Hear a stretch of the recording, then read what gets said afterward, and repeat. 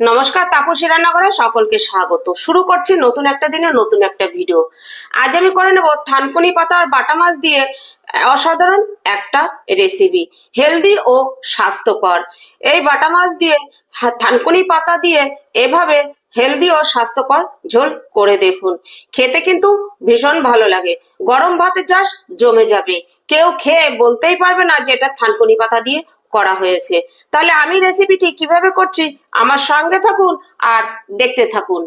দেখুন, থানকুনি পাতা দিয়ে যে রেসিপিটা করব তার জন্য আমি এখানে থানকুনি পাতা নিয়ে নিয়েছি। থানকুনি পাতাগুলো একদম টাটকা, দেখেছেন? এবার এই পাতাগুলো আমি একবার দেখে নেব এর মধ্যে কোনো ঘাস বা কোনো পাকা পাতা যেগুলো এরকম পেকে গেছে, এই যেরকম একটা আছে, এই যেরকম, তারপরে এই যেরকম পোকা খাওয়া এই পাতাগুলো আছে কিনা আমি ভালো করে বেছে নেব। আর এরকম ডাঁটি যেগুলো একটু বড় বড় ডাঁটি, এই যে এরকম, সেগুলো একটু ছিঁড়ে নেব। এগুলো না ছিঁড়লেও হয়, তবে ছিঁড়ে নিচ্ছি। আশা করছি আমার এই ভিডিওটা আপনাদের কাছে ভালো লাগবে। আর এই থানকুনি পাতা হচ্ছে ওষুধে ভরপুর। এর ভিতরে যে কতটা পরিমাণ ওষুধি গুণ আছে সেটা কিন্তু আমরা সকলেই জানি। আর আমি যে থানকুনি পাতা দিয়ে যে রেসিপিটা করব খেতে ভীষণ ভালো লাগে। আর এই গরমের দিনে এইরকম রেসিপি করে খেলে তাতে শরীর আর পেট দুটোই কিন্তু ভালো থাকবে। আমাদের পেটের প্রবলেমের জন্য কিন্তু থানকুনি পাতা ভীষণ উপকার, সেটা আমরা প্রত্যেকেই জানি। তাহলে আমি থানকুনি পাতাগুলো ভালো করে বেছে তারপরে আমি ধুয়ে নেব ভালো করে। রান্নার জন্য কড়াই বসিয়ে দিয়েছি, দিয়ে দিচ্ছি আমি এখানে তেল। এখানে আমি 2 টেবিল চামচ পরিমাণ তেল দিয়ে দিয়েছি। তেল গরম হয়ে গেছে। এবার এখানে আমি দিয়ে দিচ্ছি আগে থেকে নুন হলুদ মেখে রাখা মাছ। তবে এই মাছটা কিন্তু বাটা মাছ। বাটা মাছ হলেও মাছটা ভীষণ বড়, তার জন্য কিন্তু আমার দেখুন একটা মাছ, তাই এত বড় আমি দুভাগ করে নিয়েছি। এবার মাছটা আমি লাল লাল করে ভেজে নেব। মাছ দেখুন আমি এরকম লাল লাল করে ভেজে নিয়েছি। মাছটা কিন্তু এরকম ভালো করে ভেজে নিতে হবে। এবার মাছ আমি তুলে নিচ্ছি। এবার এই তেলের মধ্যেই দিয়ে দেবো আগে থেকে এই যে এরকম লম্বা লম্বা পাতলা পাতলা করে কেটে রাখা আলু। আলুটা একটু ভেজে নেব। এবার এই আলুর মধ্যে আমি দিয়ে দিচ্ছি রান্নায় যে পরিমাণ নুন লাগবে সেই পরিমাণ নুন। এই নুন দিয়ে আলুটা হালকা লাল করে ভেজে নেব। দেখুন, আলু দিয়ে আমি এরকম হালকা লাল করে ভেজে নিয়েছি। এবার এখানে আমি দিয়ে দিচ্ছি 4টে চেরা কাঁচা লঙ্কা। আপনারা ঝালটা আপনাদের পছন্দ মতন ব্যবহার করবেন।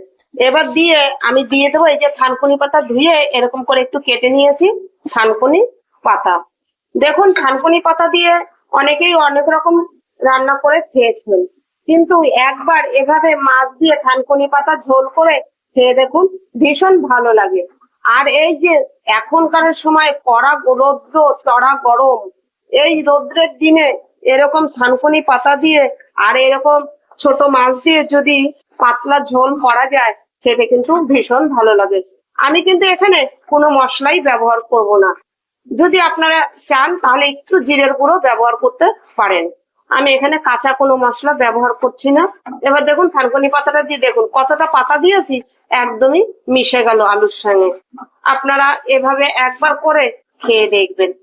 এতটাই এর মধ্যে ঔষধি গুণ আছে সেটা কিন্তু বারবার বলছি সবাই জানে। এবার দিয়ে দিচ্ছি আমি পরিমাণ মতো হলুদ। হলুদ দিয়ে আমি ভালো করে মিশিয়ে নিচ্ছি। এই হলুদটা যেন সবজির সঙ্গে ভালোভাবে মিশে যায়।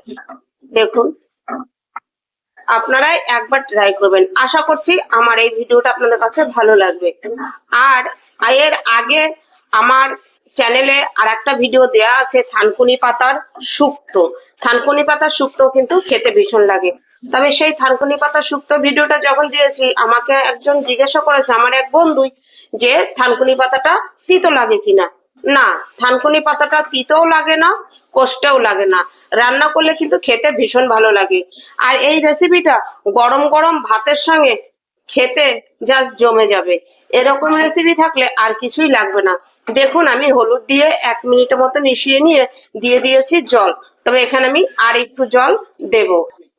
এখানে আমি আর একটু জল দিয়ে দিচ্ছি, যেহেতু এটা একটু ঝোল ঝোল করবো তার জন্য আমি আর একটু জল দিয়ে দিয়েছি। এবার দিয়ে আমি 2 থেকে 3 মিনিট ভালো করে ফুটিয়ে নেব।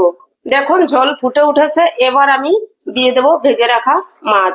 মাছ দিয়ে এবার ঢাকা দিয়ে দেবো 2 থেকে 3 মিনিটের জন্য। এবার ঢাকা তুলে নিচ্ছি।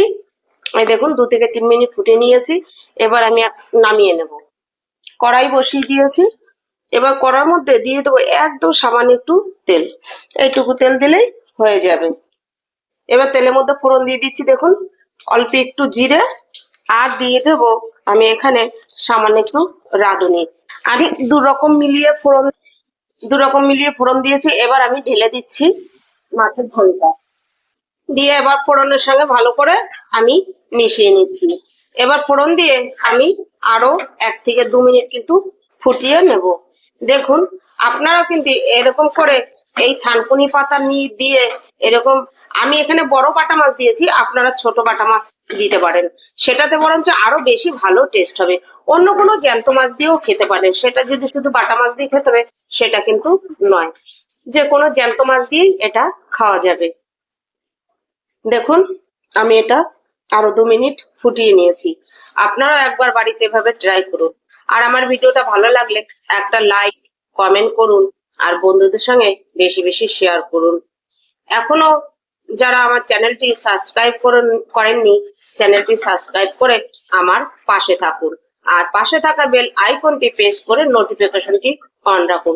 যখনই আমি এরকম নিত্য নতুন ভিডিও আপলোড করব পৌঁছে যাবে সবার আগে আপনাদের কাছে। এবার আমি এটা নামিয়ে নেব।